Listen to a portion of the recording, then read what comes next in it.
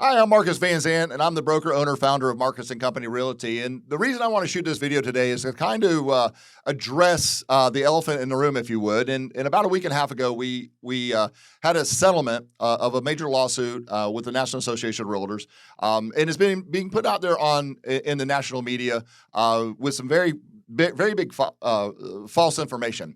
And so I want to address this to the consumer. I want to address what's really happening and what's been going on with this, because quite frankly, I've been following this lawsuit since 2019 when it first got filed. I saw it originally. I saw it when it was there. I've been preparing my team all along for the inevitable, which I believe that the lawsuit had some merit regarding some of the issues. And one of the issues, and the major issue being that is the disclosure issues and disclosing how real estate commissions are paid and who pays them and things like that. And so I want to really put to rest some myths regarding that. And the lawsuit really kind of shows that says that the buyer pays the lawsuit or pays the commissions. In fact, that's not really true. The simple fact is that the buyer pays it. Let's be honest. Who's the one writing checks at closing? It's the buyer. So the buyer pays it. Now, for you, many of you sellers, you say, yeah, but I pay that. But let's take a look at it really quickly and look at it for sale by owner, if you would, a for sale by owner listing. So the reality is, in any and every industry that you look at, you're looking at a situation in which if you go to the retail market, you're going to pay more. Let's talk about a vehicle, for instance, a car. If you go to the dealership, you expect to pay more. If you go to somebody's driveway and buy a house, you expect to pay less. Why? Well, quite frankly, you want somebody's butt on the sling. You want to have that dealership, that 12-point guarantee or 90-day guarantee or whatever that is. You want somebody's out there that's responsible for that, right? Many years ago, we saw banking industry try to go down. Chase Bank is a good example, and they try to go down with their footprint and not have walk-in banking, and they try to do a lot of online stuff. Well, that scares a lot of us. We want somebody that we can go there and yell at, quite frankly, if we need to yell at somebody. The financial trades try to do that as well. When E-Trade come, everybody thought the financial industry was going away. None of that occurred because the reality is we really need somebody to walk us through the hard things in life. We need somebody not only on the positive side of things, but if things go awry, where do we go?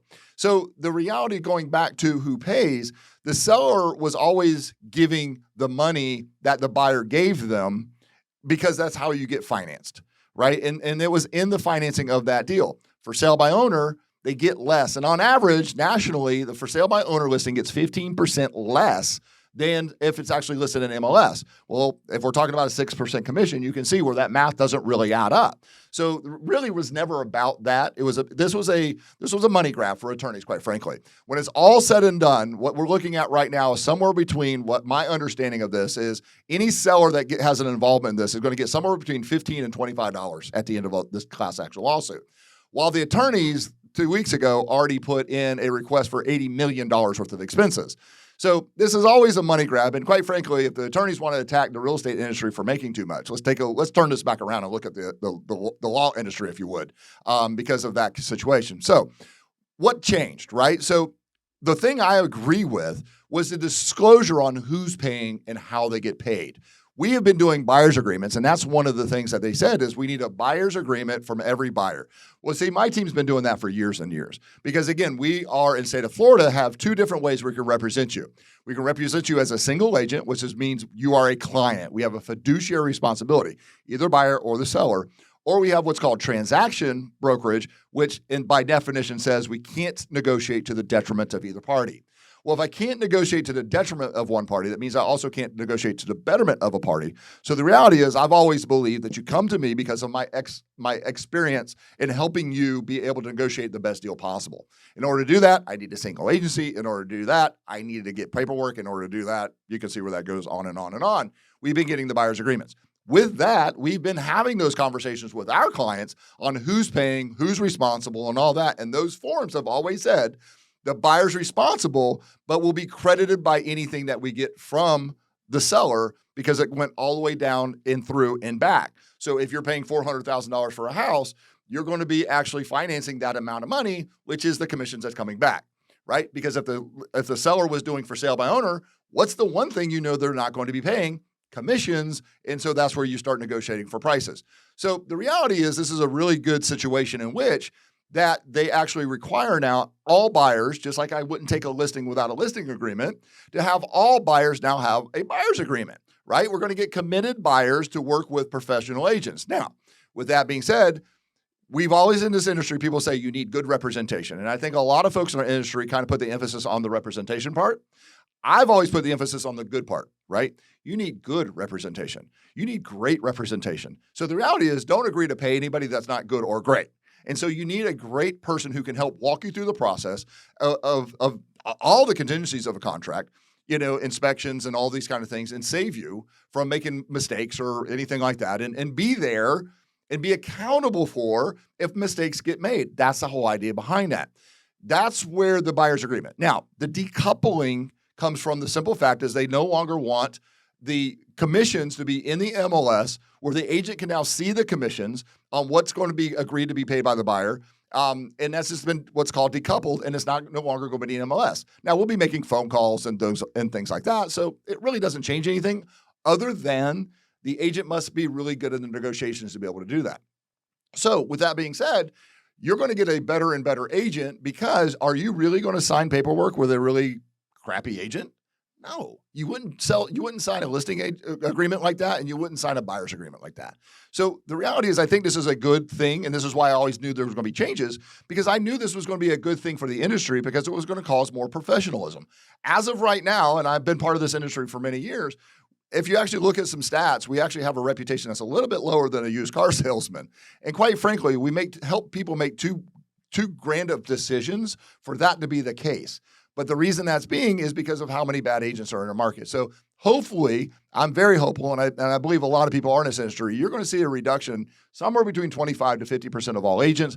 That's going to mean that the better get better, the better they're to help, and there's going to be more protection for the consumer. So I'm super excited about what's going to happen. I know there's a lot of agents out there scared to death, and the consumer thinks, oh, the commissions are going down and all that kind of stuff.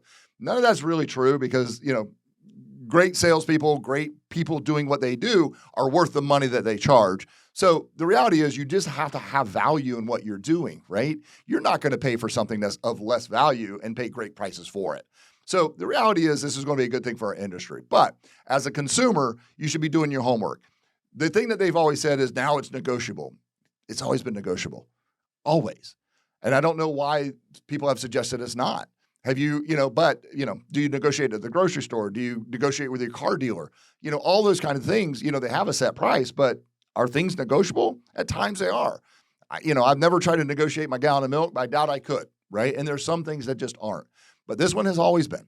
And so that's the great thing about this. We've always learned to negotiate here at Marcus & Company Realty. I've always been working on these agreements. My agents are trained, even though I bring in new agents. We're very heavily impacted on our training to do that because there are great people who are going to do something for the very first time. But it's the experience that they're going to get working for us. So as a consumer, I want you to know that there are agents out there and brokers out there like myself who think this is a great thing for the consumer and a great thing overall for our industry.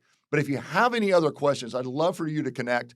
I'd love to answer any questions that you might have. I know this is a little bit long of a video, but the reality is it's been a long lawsuit, and there's a lot of things that are going to be coming down the pike. And so we have hired coaches and trainers here at Marcus & Company to help our agents navigate this. We've doubled down on a lot of what we've done. We're waiting on the state to come out with a lot of their documentation and waiting to hear the final result on this. But we've been making preparations for years on this, and even in the last year, even doubling down on the preparations of this. So thank you for taking some time and watching this video. I hope you found it useful. If you have any other questions about our industry or what's going to happen, we'd love to hear from you. And again, if you got any questions, connect with us, whether through Facebook, our Instagram, or Google. Just send me a message. Google my name. You can find my contact information. I'd love to hear from you and help you out. But thank you for watching the video, and good luck in this next season. There's going to be a lot of great buying opportunity coming up soon. We are going to see a reduction in interest rates. Get ready for that. That's going to be an exciting time here in 2024.